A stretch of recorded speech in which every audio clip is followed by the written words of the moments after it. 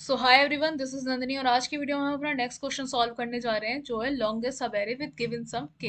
एक बार क्वेश्चन पढ़ते हैं और समझते हैं कि हमें इस क्वेश्चन में करने के लिए क्या बोला गया है। हमारा टास्क है लॉन्गेस्ट सब एरे फाइंड करना जिसकी वैल्यू हमारे के इक्वल होनी चाहिए। और अगर हमें अपना ऐसा कोई भी सब एरे नहीं मिलता है जो के इक्वल हो तो हम अपनी वैल्यू रिटर्न करेंगे जीरो। अब इसे अच्छे से समझने के लिए एक बार इसके एग्जाम्पल देखते हैं और समझते हैं कि हमें एक्चुअल में करना क्या है।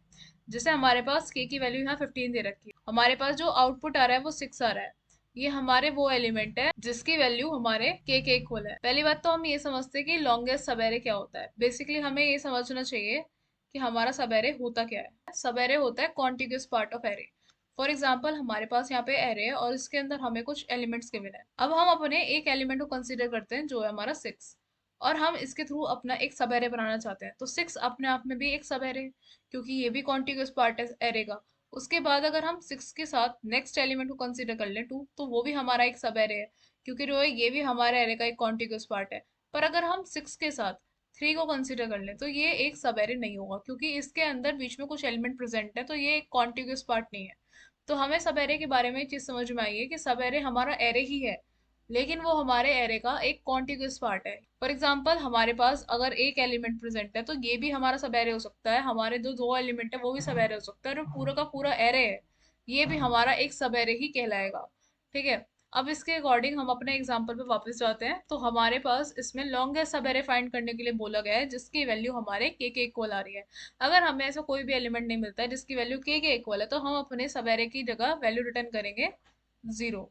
ठीक है। अब हम अपने इस वाले एरे को देखते हैं। अगर हम इसमें सारे के सारे एलिमेंट्स को ऐड करते तो 10 तो 10 से कैंसिल हो जाएगा। बचेगा हमारे पास 5271। तो इसकी वैल्यू क्या हो जाएगी, इसकी वैल्यू हो जाएगी 7 + 7 + 1, जो आएगा 15 के इक्वल।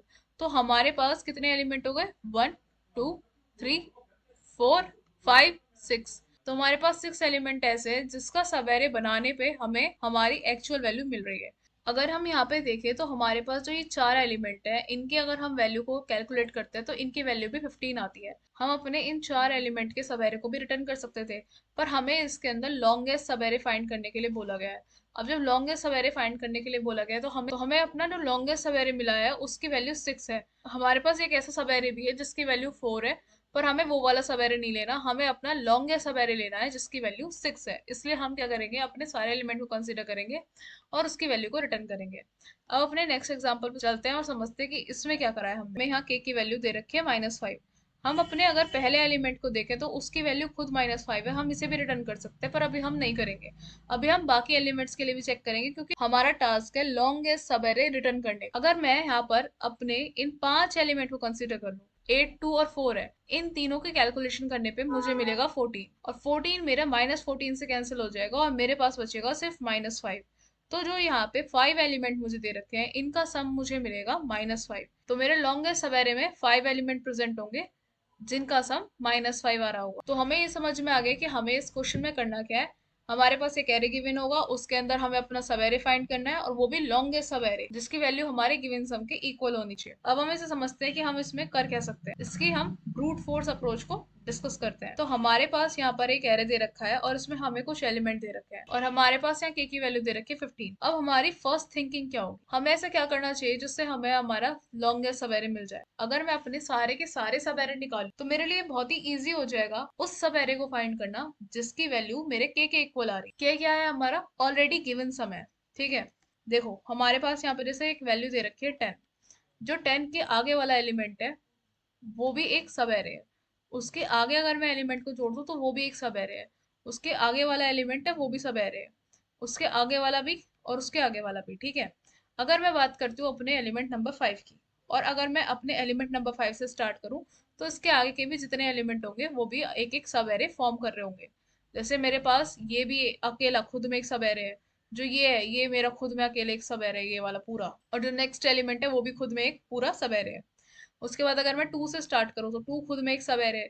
2 के बाद अगर नेक्स्ट एलिमेंट ऐड कर दूँ तो वो भी मेरा एक सब एरे है। मेरी अप्रोच क्या रहेगी इसमें, मेरी अप्रोच ये रहेगी, पहले तो मैं अपने सारे के सारे सब एरे को फाइंड कर लूंगी। अब अपने सारे के सारे सब एरेज को फाइंड करने के बाद मैं फाइंड करूंगी वो वाले सब एरे जिनकी वैल्यू के इक्वल है, और उन सारे सब एरे के अंदर भी मैं अपना फाइंड करूंगी लॉन्गेस्ट सब एरे, और उस लॉन्गेस्ट सब एरे को कर दूंगी रिटर्न। अब इसका कोड और ड्राई रन देखते हैं। तो अब ड्राई रन में देखते हैं कि कैसे हम स्टेप बाय स्टेप अपने सारे सब एरेज को जनरेट कर रहे होंगे। तो इसमें हम क्या करेंगे, अपने दो वेरिएबल्स लेंगे, एक करंट सम और एक मैक्सिमम लेंथ। इसमें हम अपने दो लूप चला रहे होंगे, एक हमारा आउटर लूप होगा और एक हमारा इनर लूप होगा। जो आउटर लूप होगा वो हमारा वेरिएबल आई के लिए चलेगा, जो हमारे स्टार्टिंग इंडेक्स को रिप्रेजेंट करेगा, और जो हमारा इनर लूप है वो जे के लिए चलेगा, जो हमारे एंडिंग इंडेक्स को रिप्रेजेंट करेगा। हम इसमें अपनी फर्स्ट इटरेशन चला रहे हैं। फर्स्ट इटरेशन में हमारे पास आई इक्वल्स टू जीरो है। हम जब दोनों वेरिएबल लेंगे वो दोनों आई इक्वल्स टू जीरो से स्टार्ट हो रहे होंगे, तो आई भी हमारा जीरो इंडेक्स पे और जो जे होगा वो भी हमारा जीरो इंडेक्स पे होगा। तो अब हमारी फर्स्ट इटरेशन में आई की वैल्यू जीरो, तो जहाँ पे हमारा एरे ऑफ आई है तो उसकी वैल्यू क्या हो जाएगी, एरे ऑफ आई की वैल्यू हो जाएगी 10। अब इसमें हमारे इनर लूप की इटरेशन चलेंगे जिसमें हम जे इक्वल टू जीरो से चेक करेंगे, तो जे इक्वल टू जीरो हमारा फर्स्ट एलिमेंट पे होगा जिसकी वैल्यू हमारी 10 है। अब हम अपना इससे करंट सम कैलकुलेट करेंगे। करंट सम हमारा स्टार्टिंग में जीरो था, उसमें हम अपना 10 करेंगे और हमारे पास वैल्यू हो जाएगी 10, और अभी हमारी मैक्सिमम लेंथ रहेगी जीरो। हम अपनी मैक्सिमम लेंथ को सिर्फ तभी अपडेट करेंगे जब हमारे करंट सम की वैल्यू के इक्वल हो जाएगी। अब हम देखते हैं अपनी सेकंड इटरेशन, तो हमारा जे इक्वल टू वन आ गया है। हम अपने स्टार्टिंग इंडेक्स को सेम रखेंगे और अपने एंडिंग इंडेक्स को चेंज करते रहेंगे, तो हमारे एरे की लेंथ भी चेंज होती जाएगी। जैसे हमारे एरे की लेंथ यहाँ पे 10 थी और हमारी नेक्स्ट इटरेशन हो जाएगी 10 और 5।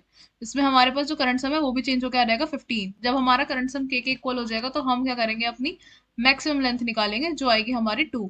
अभी ये मैक्सिमम लेंथ किस तरीके से आई है एक बार इसको देख लेते हैं। तो मैक्सिमम लेंथ में हमारा जो जे है ये है हमारा एंडिंग इंडेक्स, और जो हमारा आई है ये है हमारा स्टार्टिंग इंडेक्स। जब हम एंडिंग इंडेक्स से स्टार्टिंग इंडेक्स को माइनस करेंगे तो हमें क्या मिलेगी, लेंथ मिलेगी। अब हम क्या कर रहे हैं, इसमें प्लस वन कर रहे हैं। हम प्लस वन इसलिए कर रहे हैं क्योंकि हमारे पास जो इंडेक्सिंग है वो है जीरो बेस्ड इंडेक्सिंग। अगर हम अपने एरे की इंडेक्सिंग वन से स्टार्ट करते तो हमें ये एडिशनली एक वन यहाँ पर ऐड नहीं करना पड़ता, पर हम अपने एरे की इंडेक्सिंग जीरो से स्टार्ट करें तो हमें लास्ट में अपना वन ऐड करना पड़ेगा। पे भी हमारे करंट सम की वैल्यू क्या आएगी, वहां पर हम अपने मैक्स लेंथ को अपडेट करेंगे, अदरवाइज हम अपनी मैक्स लेंथ को वही रहने देंगे जो हमारी अभी तक की वैल्यू कैलकुलेट होकर आई है। सारी की सारी इटरेशन हमने यहाँ पे कैलकुलेट करी है, हमारा किसी में भी करंट सम के इक्वल नहीं आया है, और हमारे मैक्स लेंथ की वैल्यू अभी भी 2 ही है। अब हम जो अपनी लास्ट वाले इटरेशन पे गए और हमने वहां पर अपना करंट सम कैलकुलेट करा जिसकी वैल्यू 59 जो हमारे गिवन सम के इक्वल है। मैक्स लेंथ को अपडेट करेंगे जिसमें हम अपने स्टार्टिंग इंडेक्स को एंडिंग इंडेक्स से माइनस कर रहे होंगे। इसमें प्लस वन इसलिए ऐड करेंगे क्योंकि हमने अपने एरे की काउंटिंग जीरो बेसिस इंडेक्सिंग से स्टार्ट करी है। इस वाले एरे के अंदर तो हमें अपनी मैक्स लेंथ एक ही इटरेशन में मिल गई जो कि हमने अपने आउटर लूप के लिए चलाई। जरूरी नहीं है कि इस वाले एरे की तरह हमें अपनी फर्स्ट इटरेशन में ही मैक्स लेंथ मिल जाए, तो इसलिए जरूरी है कि हम बाकी की इटरेशन को भी ट्रैवर्स करते हुए समझें। जब भी हम अपने सेकंड इटरेशन पर जाएंगे, मतलब हम आउटर लूप में जब भी हम अपने सब एरेज की वैल्यू को कैलकुलेट कर रहे होंगे, तो आउटर लूप में सब एरे की वैल्यू को कैलकुलेट करते हुए हम हमेशा अपने करंट सम को जीरो से इनिशियलाइज करेंगे, क्योंकि हमें क्या करना है, अपने करंट सम को रिसेट करना है, जिससे हम अपने एग्जैक्ट लॉन्गेस्ट सब एरे को फाइंड कर पाएंगे। अब इसमें भी हमने क्या करा है, अपने इनर लूप को चलाया है जिसके अंदर हमारा इंडेक्स कहाँ से स्टार्ट हो रहा है, आई से स्टार्ट हो रहा है। जे इक्वल टू 4 वाली इटरेशन पे हमें एक ऐसा सब एरे मिला है जिसकी वैल्यू 15 के इक्वल है, और वैल्यू 15 के इक्वल होने के बाद यहाँ पे भी हम मैक्स लेंथ कैलकुलेट करेंगे, और यहाँ पे भी हमारी मैक्स लेंथ सिर्फ और सिर्फ 4 आ रही है जो कि हमारी इनिशियल लेंथ से कम आ रही है। इनिशियल लेंथ हमारी 6 थी और यहाँ पे हमारी लेंथ 4 आ रही है जो कि काफी कम है, और हम इसको कंसिडर नहीं करेंगे। मैक्स लेंथ के अंदर हम मैथ डॉट मैक्स फंक्शन का यूज करेंगे जिसमें हमें हमेशा अपनी मैक्सिमम लेंथ देखने को मिल रही होगी। और इस तरीके से बाकी की इटरेशन है जिसे आप एक बार पॉज करके देख सकते हैं। इसके अंदर हमें कहीं पे भी अपनी मैक्सिमम लेंथ नहीं मिली, हमारी मैक्सिमम लेंथ की वैल्यू 6 थी जो हमें अपनी इनिशियल फर्स्ट इटरेशन में ही देखने को मिल गई। अब हम इसका एक बार कोड देखेंगे और कोड के बाद हम इसकी टाइम कॉम्प्लेक्सिटी और स्पेस कॉम्प्लेक्सिटी को डिस्कस करेंगे। तो अब इसका कोड देखते हैं।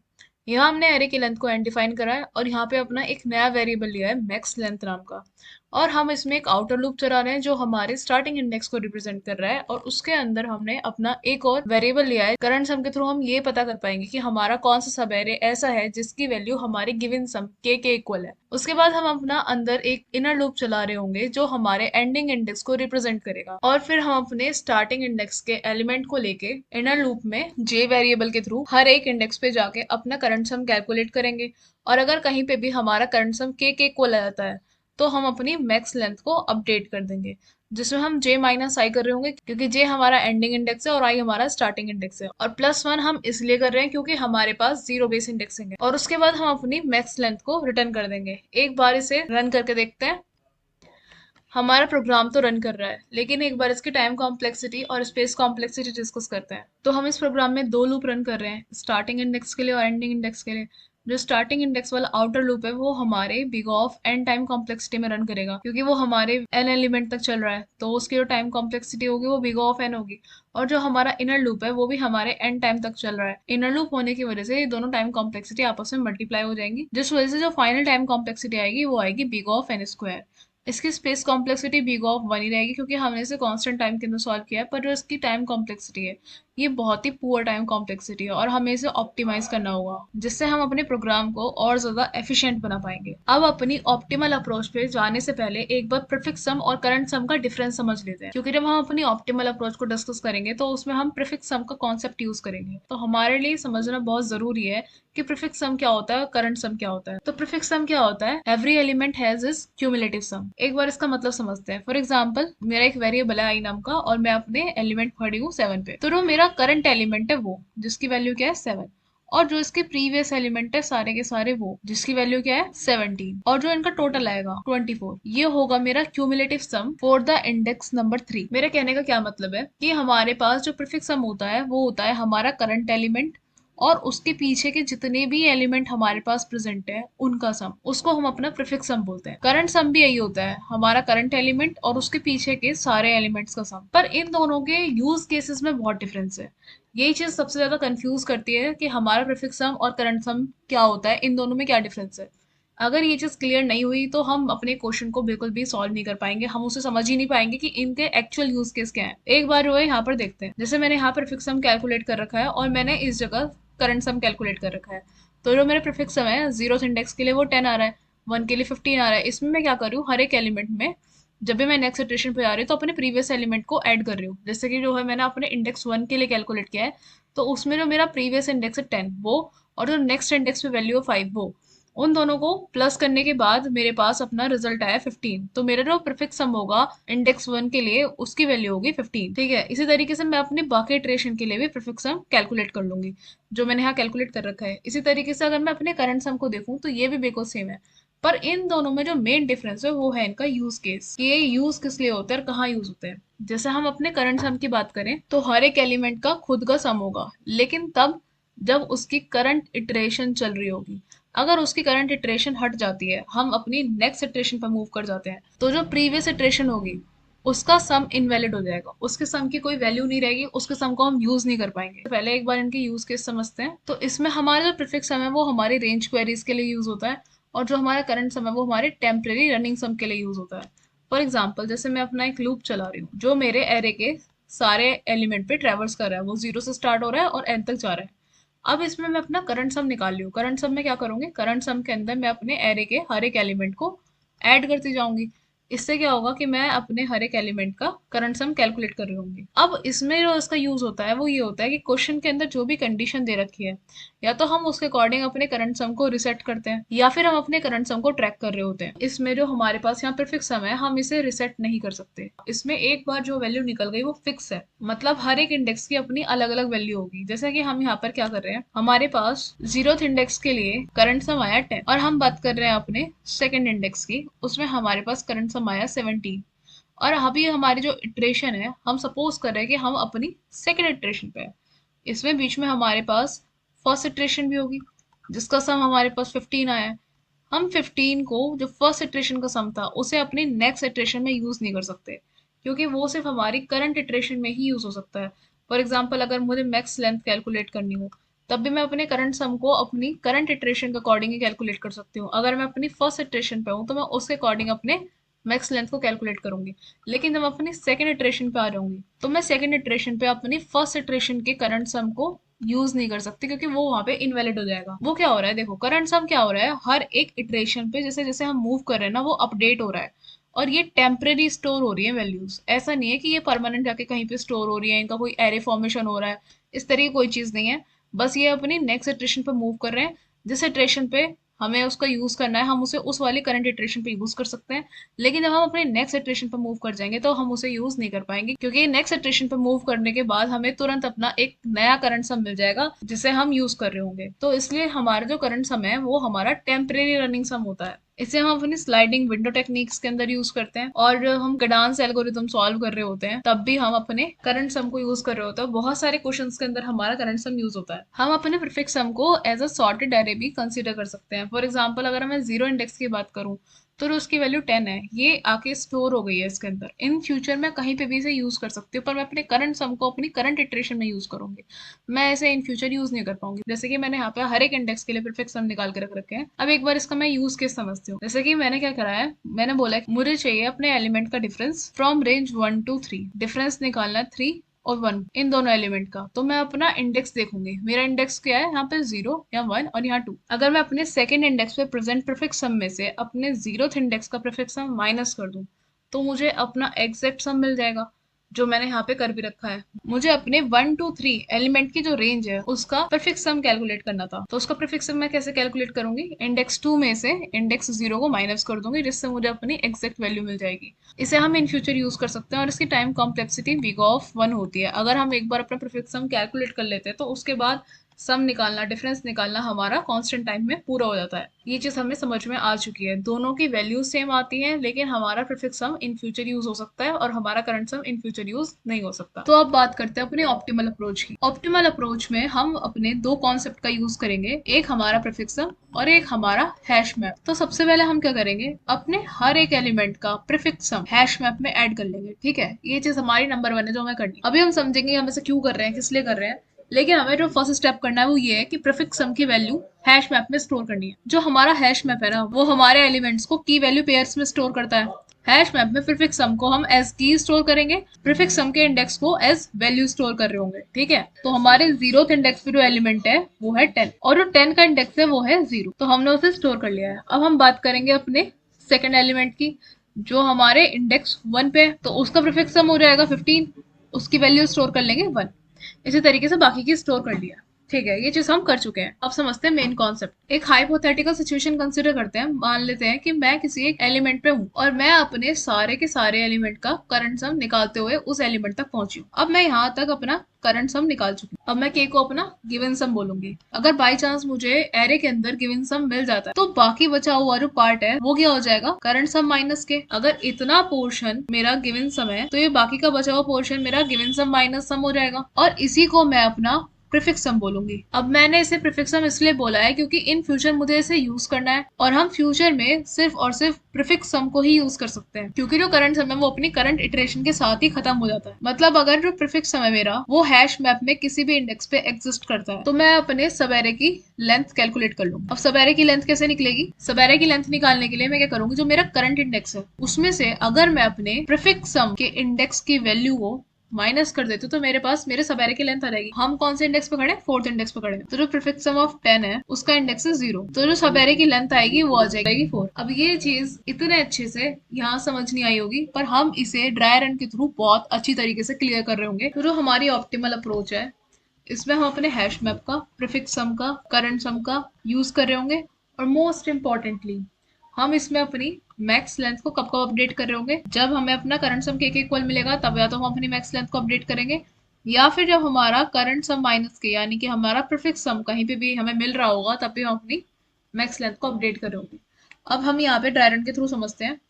मैं यहाँ पे दो वेरिएबल लेके चल रही हूँ, एक मैं रखती हूँ करंट सम जिसकी वैल्यू मैं असाइन कर रही हूँ 0, एक मैक्स लेंथ जिसकी वैल्यू भी असाइन होगी 0, और प्रीफिक्स सम को हम स्टोर कर रहे होंगे अपने हैश मैप के अंदर। जैसे जैसे हम अपने इटरेशन में मूव करते जाएंगे उसी के अकॉर्डिंग हैश मैप में प्रीफिक्स सम के इंडेक्सेस को स्टोर करते रहेंगे।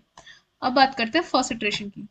तो हमारा जो फर्स्ट एलिमेंट है वो है 10, तो करंट सम क्या हो जाएगा, 0 + 10 = 10, और यही हमारा एक तरीके से प्रीफिक्स सम भी है। इनिशियली तो हम इसी को प्रीफिक्स सम बोलेंगे।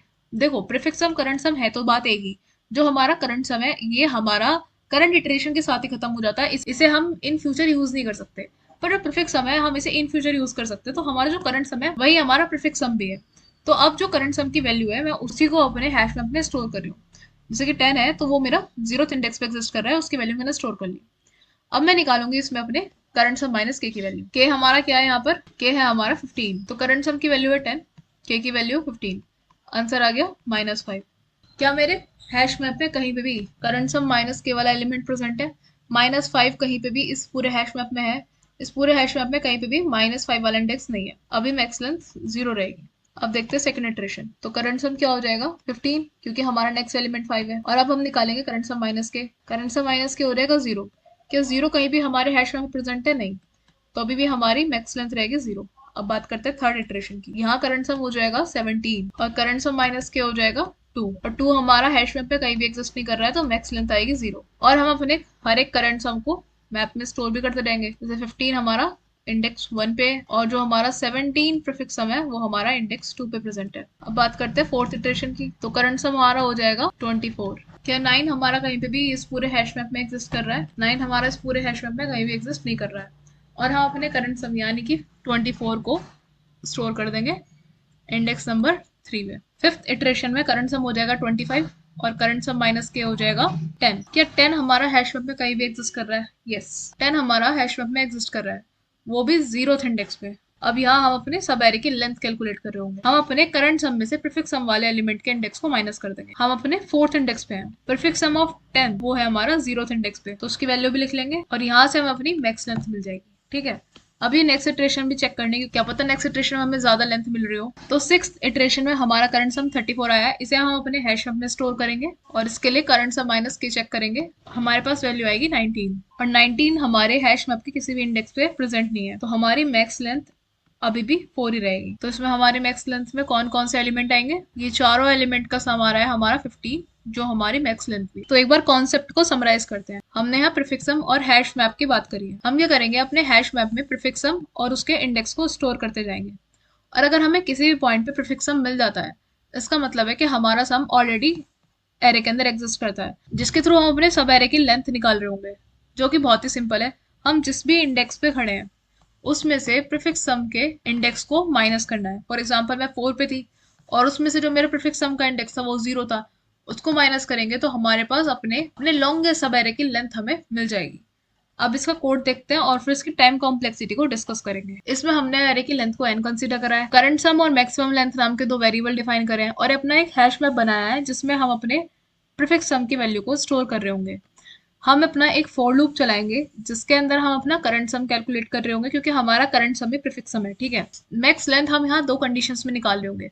अगर हमारा करंट सम के इक्वल आ जाता है तो हम अपनी मैक्स लेंथ को निकाल लेंगे, जो जिसकी वैल्यू होगी i+1, मतलब हमारा इंडेक्स और उसमें +1, क्योंकि 0 बेस इंडेक्सिंग होती है एरे के अंदर। पर अगर ये वाला केस नहीं होता है तो फिर हम अपने हैश मैप के अंदर चेक करेंगे, मतलब हमारे हैश मैप में कहीं पे भी करंट सम माइनस के एग्जिस्ट कर रहा है, तो हम अपनी मैक्स लेंथ कैलकुलेट कर लेंगे, जो होगी हमारी करंट इंडेक्स की वैल्यू माइनस प्रीफिक्स सम के इंडेक्स की वैल्यू। ठीक है, इससे हम अपनी मैक्स लेंथ कैलकुलेट कर रहे होंगे। इसके थ्रू हम अपने हैश मैप में प्रीफिक्स सम की वैल्यूज को स्टोर कर रहे होंगे, क्योंकि प्रीफिक्स सम ही हमारा करंट सम है। तो अगर हमारा करंट सम हैश मैप में पहले से स्टोर नहीं है तो हम अपने करंट सम और उसका इंडेक्स दोनों को अपने हैश मैप पे स्टोर कर लेंगे, और इन द एंड हम अपनी मैक्स लेंथ को रिटर्न कर देंगे। अब एक बार इस कोड को सबमिट करके देखते हैं, फिर इसकी टाइम कॉम्प्लेक्सिटी को डिस्कस करेंगे। तो हमारे यहाँ सारे के सारे टेस्ट केसेस पास हो गए। अब इसकी टाइम कॉम्प्लेक्सिटी और स्पेस कॉम्प्लेक्सिटी डिस्कस करते हैं। हम इसके अंदर अपना एक फॉर लूप चला रहे हैं जो 0 से स्टार्ट होके लास्ट वाले एलिमेंट तक जा रहा है, तो उसकी टाइम कॉम्प्लेक्सिटी आ जाएगी big of n। और हमने इसके अलावा और तो कोई लूप यूज ही नहीं करा है, तो time complexity big of n रहेगी, जो पूरी 1 डिग्री कम हो गई है। जो हमारी लास्ट वाली अप्रोच थी उसमें time complexity big of n² आ रही थी, और ये काफी ऑप्टिमल अप्रोच है जिसमें हमारी time complexity big of n हो गई है। लास्ट इटरेशन के अंदर हमारी स्पेस कॉम्प्लेक्सिटी big of 1 थी, पर इस इटरेशन के अंदर हमारी space complexity big of n हो जाएगी। n किस लिए? हमारे प्रीफिक्स सम के एलिमेंट्स को हैश मैप में स्टोर करने के लिए, क्योंकि हमने अपना हैश मैप यूज करा है जिसमें हमने अपना प्रीफिक्स सम और उसके इंडेक्स को स्टोर करा है।